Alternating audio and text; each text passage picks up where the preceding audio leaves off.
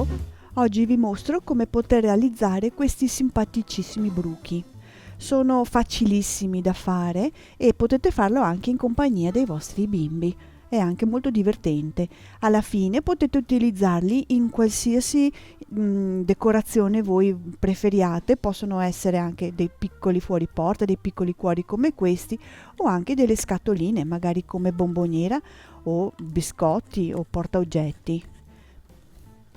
Possono diventare anche dei portachiavi o segnaposti, quello che più vi piace, quello che vi ispira la vostra fantasia.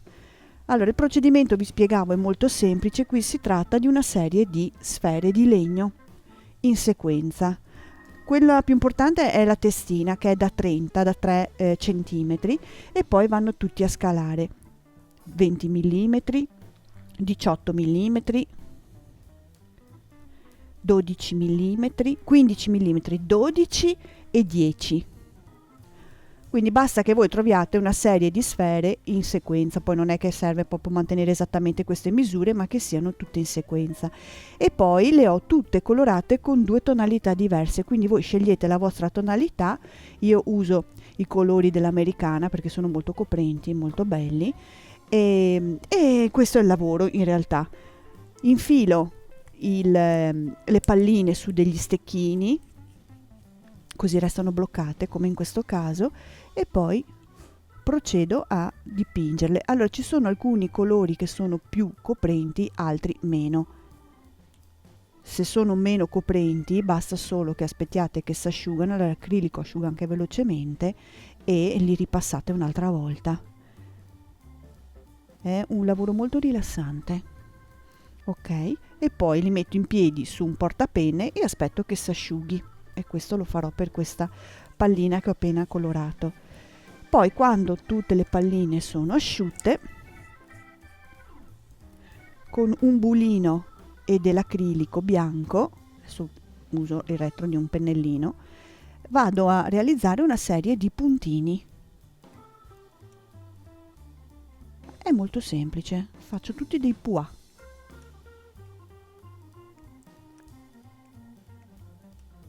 Ok, e anche questo lo metterò ad asciugare. Lo sposto e lo metto intanto ad asciugare. Ok, mentre aspetto che tutto si asciughi, posso cominciare a realizzare la faccina. Allora, con una penna che scrive bianco, realizzo 2 ovali. Mi faccio sempre un piccolo puntino io per capire un attimo le distanze. Gli occhietti sono 2 ovali un po' sbilenchi in realtà. Gli occhietti vanno sempre fatti vicini.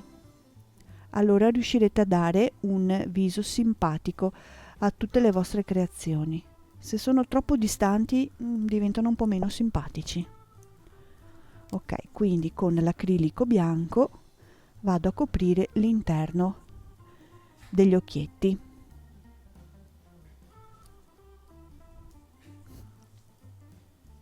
Ok, in questo modo qua. Cercate di restare all'interno della traccia.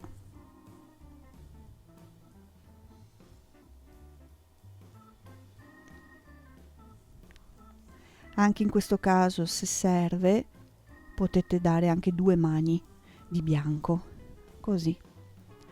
Li lascio un minuto ad asciugare. Nel frattempo, con un pezzettino di filo di ferro, io ho scelto il nero, posso cominciare ad infilare le mie palline, come le perle, come fare una collana.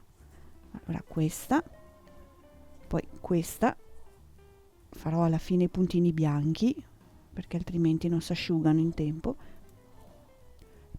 Poi io direi tagliamo già un pezzettino di fil di ferro, anche se è abbondante, più abbondante dell'intero corpo del bruchetto. Così metto un po' di colla sulla punta, esco e rientro velocemente. Così un pochino di colla è rimasta all'interno della pallina di legno e un pochino è sul fil di ferro. Levo le eccedenze di colla, ecco. E questo mi fa da tappo a tutti gli altri pezzi. Vediamo se questo si è asciugato.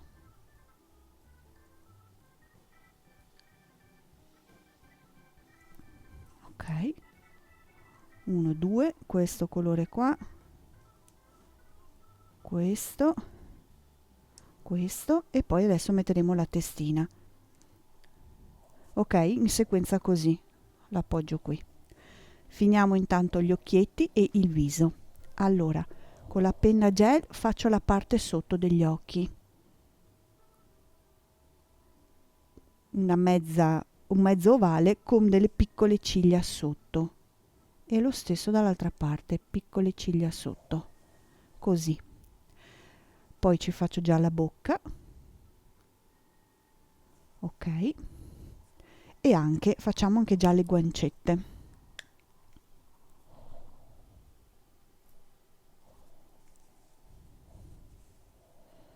Una di qua e una di là. Ok, sopra ai due ovali bianchi ci metto queste piccolissime mezze sfere di plastica. Le trovate facilmente anche in internet o comunque nelle mercerie o nei negozi di hobbistica, e con una piccola puntina di colla le incollo proprio sopra la parte alta dell'ovale.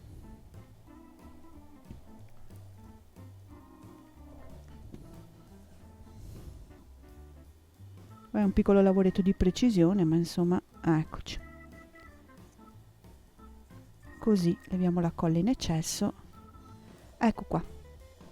Adesso riprendo il mio corpicino e infilo anche la testina. La giro un po'. Questo è un bellissimo ferro molto malleabile, si usa in bigiotteria di solito.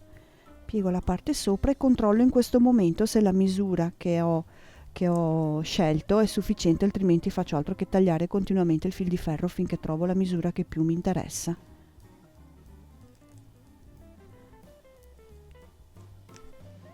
Ecco, stavolta io volevo farvi vedere che uscendo dalla testina riesco anche ad ottenere questa parte, ora raddrizzo e accorcio un pochettino, che può diventare un anellino dove poi posso andare a mettere un portachiavi. Quindi io lo giro, lo faccio diventare un anellino e così posso anche inserirci dentro il gancetto come portachiavi, il mollettone per il portachiavi.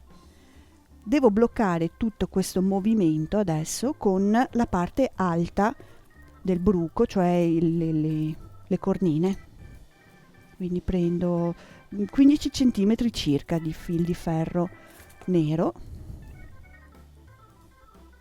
lo piego ma non esattamente alla metà, lo piego e lo schiaccio perché sennò non mi entra dentro la pallina.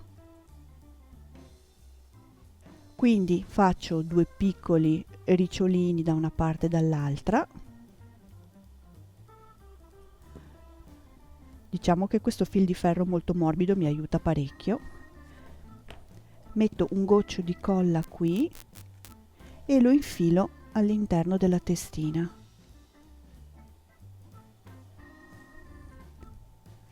Sistemo un attimo questo anellino dietro, ecco, così all'interno della testina. Tutto l'ambaradan qui naturalmente viene nascosto dal classico fiocchetto che mi aiuta sempre a nascondere magagne di ogni genere. Ecco, magari eccedenze di colla. Lo accorciamo un pochino. Ok. Adesso faccio il tocco finale. Faccio il tocco finale con i puntini negli occhietti, uno qua, mi aiuto sempre col bulino, poi 2 piccolini qui e poi magari 3 palline qui sulle guance. Ecco qua. E ora i miei piccoli, che simpatici bruchi sono pronti. Grazie.